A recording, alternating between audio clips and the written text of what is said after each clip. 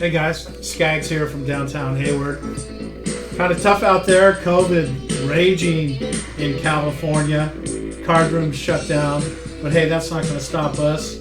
We're still looking to gamble. We're still looking to play poker. We're still looking to make money.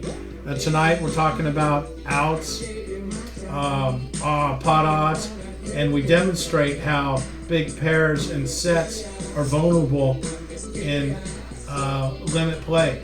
And we walk you through it. So go ahead, and I hope you enjoy the show. And yeah, let's get better and let's make some money. Hey guys, back at you. I wanted to talk a little bit about outs and pot odds through the eyes of a no limit game. Okay, we're gonna do a limit situation with outs, and I wanted to do a no limit situation as well. So basically, once again, an out is a card that you believe will make you the best hand.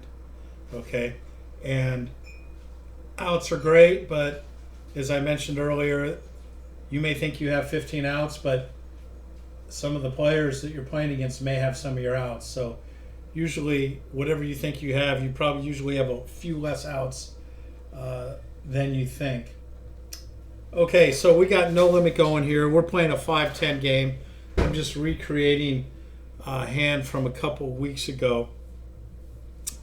Okay, so we've got the dealer, and then we've got the blind, the big blind. So what do we have? I think, yeah, 7-handed. Okay, so it's 5-10. All right. So it's late at night. We're down to 7 players. A lot of guys are stuck. A stuck means that you're losing money and that you're usually willing to gamble. Okay, so it's 10 to go. 4-7. He's stuck, but he's not stuck enough to play 4-7. King's in early position. You know, you got to be careful here. Yeah, you can raise them, but then everybody knows you have a big pocket pair. And either they're playing you for that or they just won't call. So let's see. I think he made it, he made it $25. He's just trying to get people involved. 7-6, he called. 3-9, he folded. Okay. Ace Jack, that was me. Of course I'm going to call with that. King Deuce, this guy was stuck. Plus he's in the blind, he called, and of course a set of 5s is going to call. What's that, 25? Yeah, 25, so those are 10. All right, there we go. 25, is that 25? 5 more. Okay, so yeah, 25, 25, 25, 29, 20. So we have $100.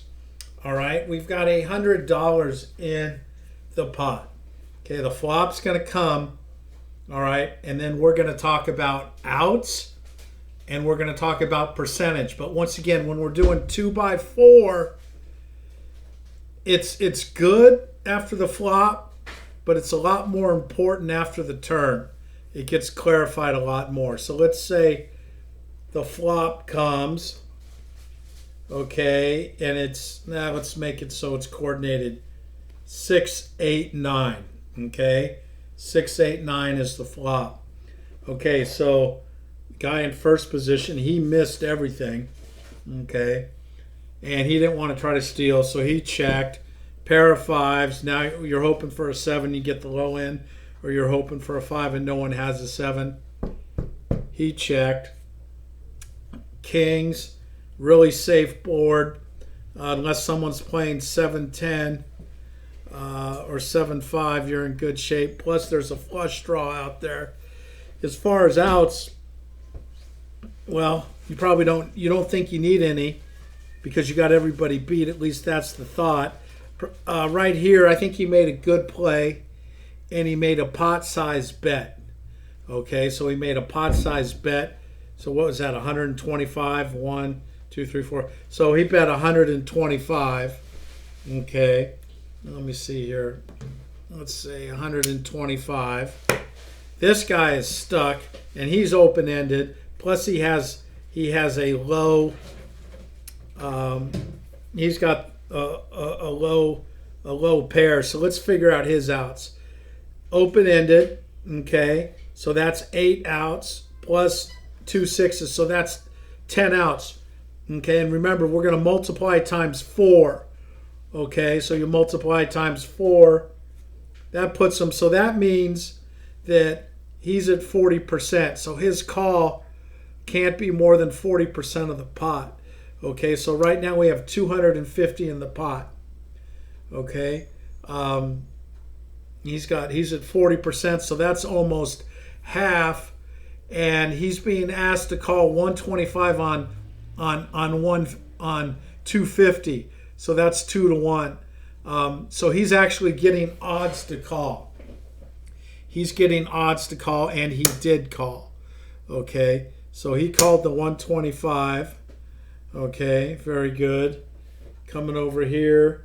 So now here I am. I've got 2 overcards.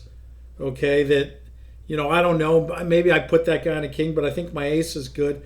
And I have 2 suited cards. Okay, so I figure the suited cards, that gives me 9 outs. And the ace is another 3. So I'm at 12 outs. 12 times 4, 48%. So I'm being asked to pay 125 into 375. Okay, so once again, the odds are in my favor. Okay, because I need to be less than 2 to 1 to call, and it's 3 to 1, so I'm getting good money on my odds. So I'm going to call the 125. Okay, he's going to muck, and he's not feeling lucky. He's going to muck. Okay, all right. So let's take a look here at what we have. 3 players. Okay, how much we got in the pot here, guys? We got 125. Okay, 125. So we have 500 in the pot. We've got 500 in the pot. Okay, and we're gonna throw out the next card here. Okay, 500 in the pot. Turn. Boom. Ace. Oh boy, I'm looking good now. Okay, but I'm last to act. Okay, so here we go. Kings. Ace on the board. What are you going to do? He checks. Okay, here we go. 7-6. Open-ended with a 6. Okay. He checks. Okay, comes to me. I'm down to my last, 250? No, 250. There's 100. Yeah, I was down to 250. If I would have had more, I would have bet more. But I didn't, so I put in 250. Okay, so understand. Now there's 750 in the pot. Okay, and they're being asked to call 250. So that's 3 to 1. All right, 3 to 1 odds. So the Kings, he thinks he's beat. He's not going to call. Because how many outs does he have? He has 2 outs. He has the other Kings. That puts him at 4%. Okay, so he has a 4% chance of winning. Okay, he has to have at least a 33% chance of winning to call as far as the odds are. So he's going to muck. All right, now here's my buddy. And this is the way I've been running lately. How many outs does he have? He has a 2 with the 6. So he's got 10 outs. We multiply times 2. So that's 20%. He's being asked to call 250 on 750. So he's really not getting odds to call. Okay, but it's at the end of the night. He hardly has any money. Yeah, say he has 250. He calls. Okay, kind of a crying call. Boom. Wow, that was amazing. And it was amazing because the 10 of spades gave me the win, and the 10 of spades gave him the straight. But we were both all in. So that was that. He made a loose call. He got there, but I had the flush. Kind of reminds me of a story of a farmer once. up in Petaluma. It's an old story. They say that he loved to draw to straights. Well, he was open-ended, and the first 3 straights he drew to, he lost 3 farms. Then he was down to his last farm, and it reminds me of this hand here. And he hit the straight, but he hit the wrong end of it, the low end of it, and he lost his last farm. Well, this guy made his hand, and it was an out, but the out made me the nut flush. All right, so just a little more about outs, about percentages. Yeah, lots of fun, give you an advantage. But at the end of the day, it's all about these things. The cards. Scagnetti, back in a minute. Hey guys.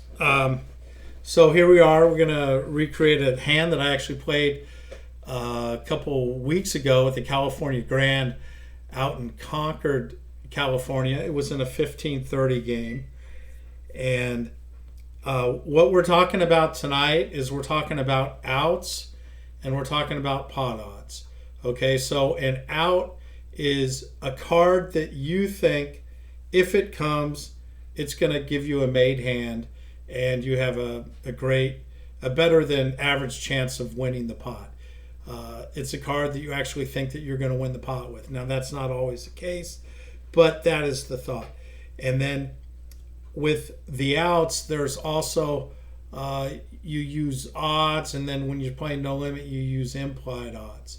Okay, so for instance, we like to use the 2x4 method for poker, which means if you have 2 cards to come, you multiply how many outs you have times 4, and then that gives you the percentage needed to continue to play. So for instance, if I've got 5 outs after the flop, which means with 5 outs, 5 times 4 is 20%.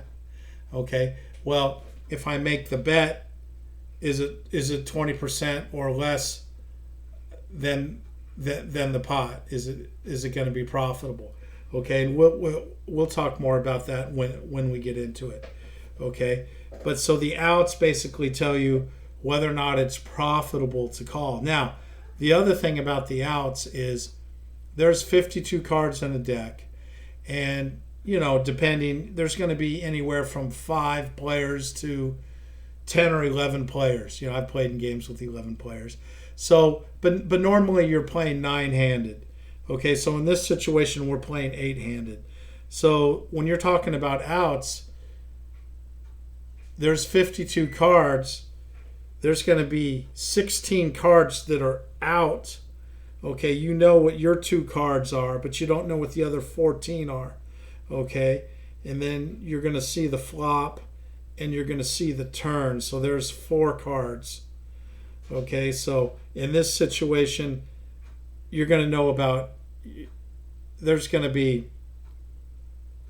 to have your 2 cards that you see, and you see the cards on the flop and the turn.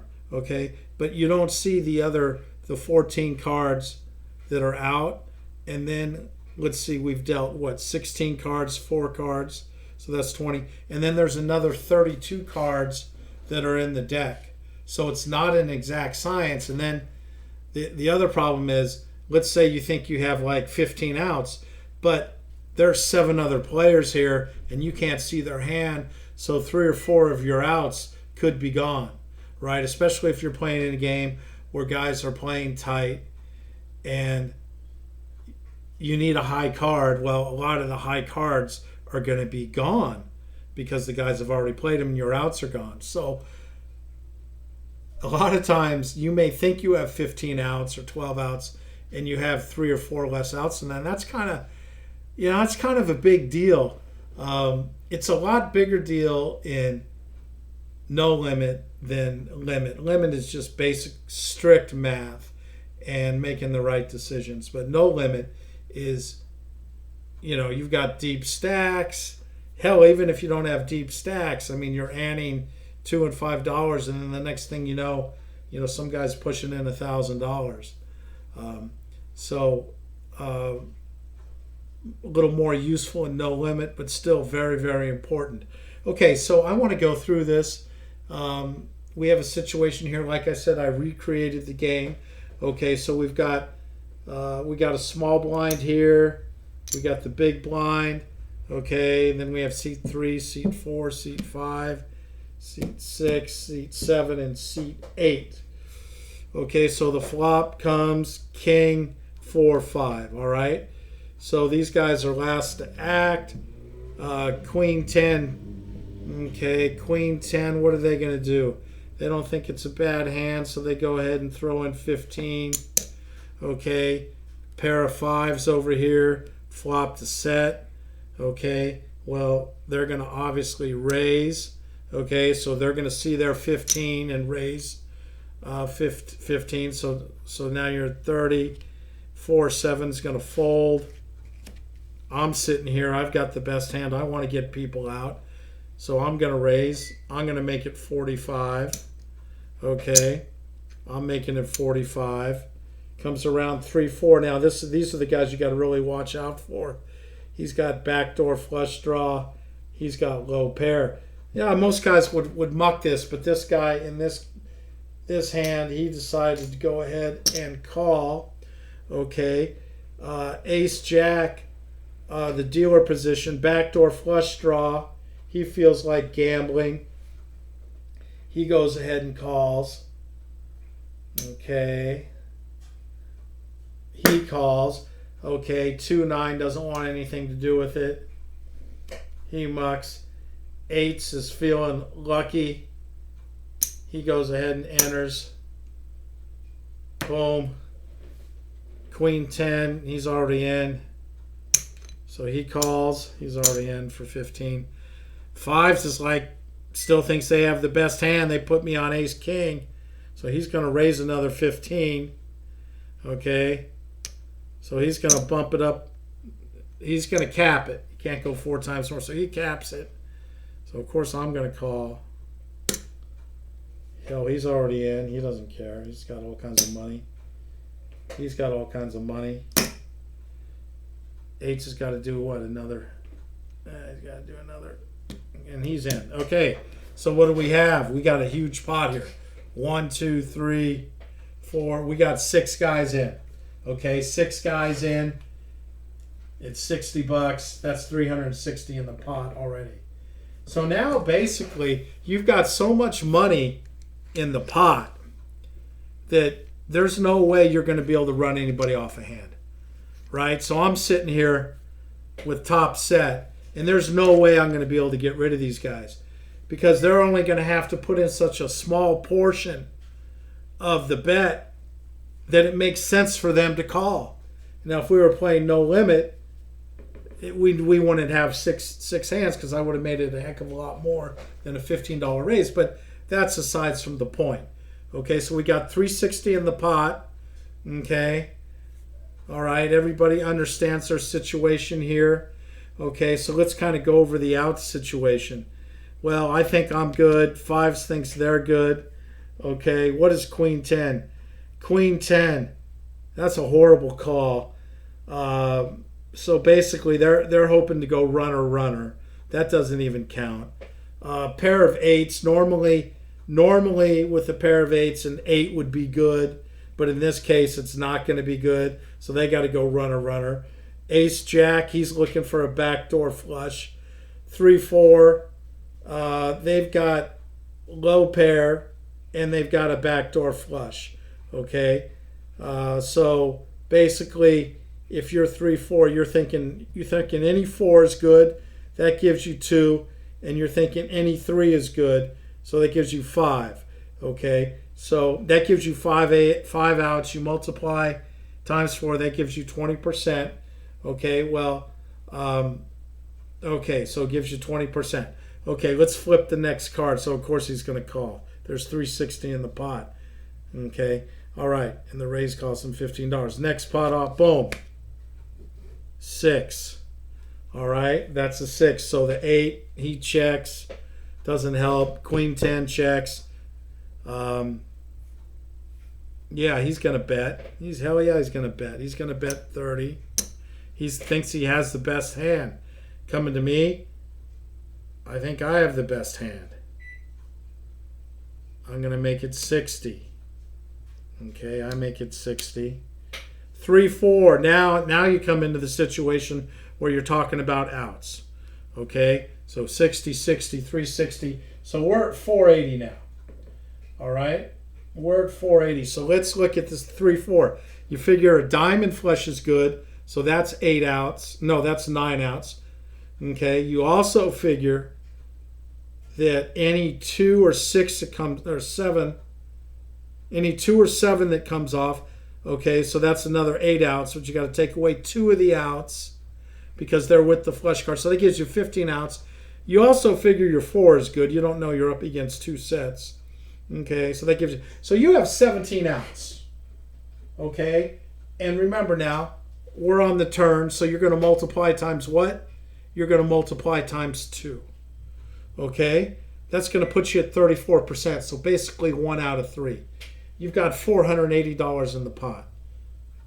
What's the bet? The bet's $60. Okay, so basically, of course you're going to call that because you're getting incredible odds. You're getting like, what is it, 8 to 1? You're getting 8 to 1 odds to make this call. Okay, so he's going to call the 60. Okay, boom. Now the 5s is wondering if he's good. He's just going to call the 30.